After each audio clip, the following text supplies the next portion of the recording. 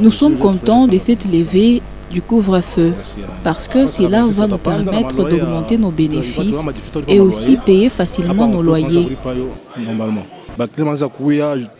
Les clients venaient parfois, mais ils quittaient avant 22 heures par crainte de se faire arrêter dans la nuit. Comme on vient de lever le couvre-feu, c'est une bonne chose et cela va nous permettre de travailler même tard dans la nuit. Normalement, comme on vendait avant, accueillons relativement bien. Nous sommes habitués à gérer les maladies. C'est notre travail de tous les jours pour lequel l'État nous met en service. Et donc, avec double sentiment. Le premier, oui, parce qu'on satisfait d'un côté les attentes de la population qui pense que quand on lève, c'est que la maladie n'a plus assez ou n'est plus assez présente. Oui. Et c'est une bonne chose quand il y a quand même la disparition d'une maladie. C'est le côté où on est bien satisfait parce que ça rencontre l'attente de la population. Mais aussi de l'autre côté, pour nous, c'est la période où on doit être plus sur nos attentes comme scientifiques. Donc l'État répond à la population de cette manière. Mais nous, les scientifiques, les médecins, consorts, c'est le moment aussi d'être le plus préventif possible. Ça veut dire le moment de surveillance. Et donc, dans le communiqué officiel, on a déjà fait allusion à ça. J'aborde ce point parce qu'on dit qu'on craint une survenue, n'est-ce pas, prochaine de la 5e vague, ce qui n'est pas exclu. Mais une chose qui est tout à fait vraie entre les deux, c'est que nous sommes très sûrs que ça reste une maladie qui va prendre tout le temps que ça prend, mais ça va être seulement aligné du côté des maladies. En fait, ça s'ajoute sur la liste des maladies qui seront en fait comme une endémie, telle que nous avons le paludisme.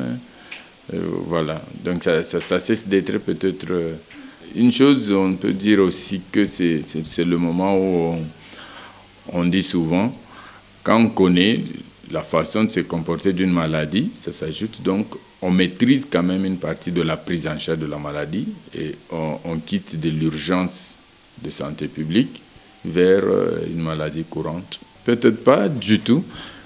Là, moi, je vais répondre peut-être je prends votre question au rebond pour dire tel qu'on vient de suspendre, c'est tel qu'on peut encore reprendre la mesure. C'est pas définitif. Au début, on disait c'était urgent, c'était compliqué parce que cela fait partie des 3 éléments clés. Quand il y a une nouvelle maladie, on ne connaît pas encore l'origine. C'est le premier point. On connaît peut-être l'origine, mais on ne maîtrise pas encore le mode de transmission. C'est un sérieux problème. On connaît l'origine, le mode de transmission, mais peut-être on ne connaît pas le traitement. C'est ça, le 3e point qui pose problème. Mais quand on connaît maintenant l'origine, quand on connaît le mode de transmission et quand on a une prise en charge, donc un traitement, soit-il symptomatique comme actuellement, au moins on est à l'aise à l'hôpital. On peut diagnostiquer la maladie donc, parce qu'on connaît l'origine, la façon de l'investiguer. On connaît comment elle se transmet, on peut donner le conseil à ceux qui sont touchés par rapport aux autres. Et on peut trouver des mesures de prise en charge pour guérir le malade. Là, on est à l'aise. Donc, ça peut faire que prochainement, ça peut revenir. Et quand on est dans les mêmes conditions, on ne peut plus craindre. On peut laisser alléger les mesures. Alors, non, ils ne se sont pas contredits. Et le communiqué peut être mal interprété encore.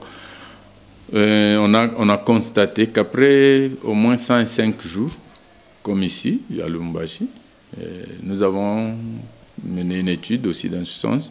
Donc après près de 105 jours, vers le 115e jour, entre 2 épisodes, donc entre comment on appelle, 2 vagues, il y a toujours la survenue. C'est comme qui dirait, soit la période de l'immunité transitoire s'arrête après 3 mois, au maximum 4 mois. Et en ce moment encore, la virulence du virus revient. Si, peut-être aussi, il faut dire qu'il peut y avoir une variante qui revient avec en fait, une autre une autre vitesse de contagiosité ou bien une autre méthode de contamination, tout ça là. C'est ça ce problème de 5e vague.